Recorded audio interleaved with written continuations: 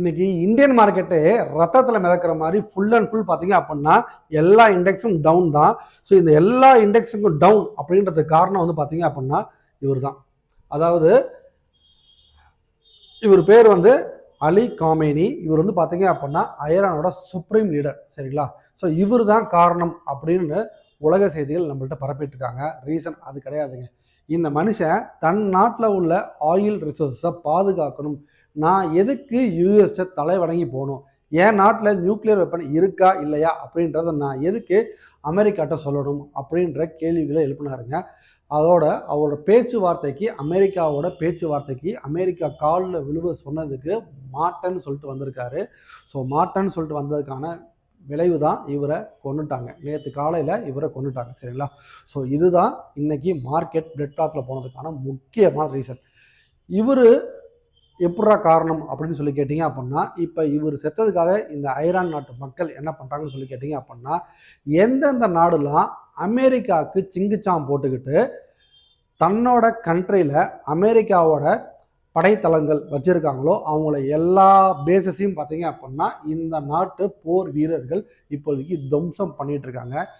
இதில் மக்கள் பாதிக்கப்படுறாங்களா அப்படின்னு சொல்லி கேட்டிங்கன்னா சத்தியமாக மக்கள் பாதிக்கப்படுறாங்க தான்.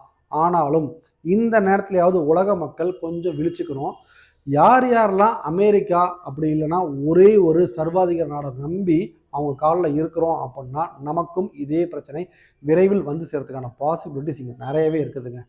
ஒரு நாடை டிபெண்ட் பண்ணி இல்லாமல் நம்மளால் என்ன முடியும், நம்மளோட சோர்ஸை சீக்கிரம் வளர்த்துக்க பார்க்கணும் இந்தியா. சரிங்களா? இது இந்தியாவுக்கு மிகப்பெரிய பாடம்.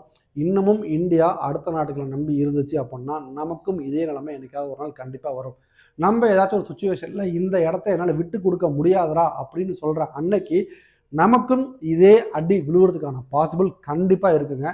ஸோ இதுதான் வந்து இன்னைக்கு உலகத்தில் இவன் பார்த்தீங்க அப்படின்னா இவரை போட்டு தள்ளுறதுக்கு இவர் இருக்கார்ல, அதாவது இஸ்ரேலோட பிரதமர், இவர் தான் வந்து பார்த்தீங்க அப்படின்னா ஒரு முக்கியமான காரணம். இவர் போட்ட பிளான் தான், இவர் போட்ட ஸ்கெட்சு தான்.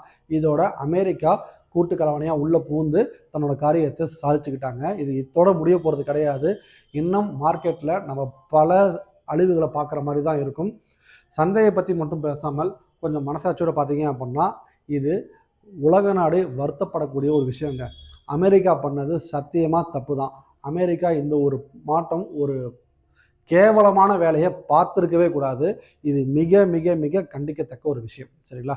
நான் ஈரானுக்கு சப்போர்ட் பண்ணுறேன். ஸோ நீங்களும் சப்போர்ட் பண்ணீங்க அப்படின்னா மறக்காமல் உங்களோட வருத்தங்களை இல்லை உங்களோட கருத்துக்களை கமெண்ட் செக்ஷனில்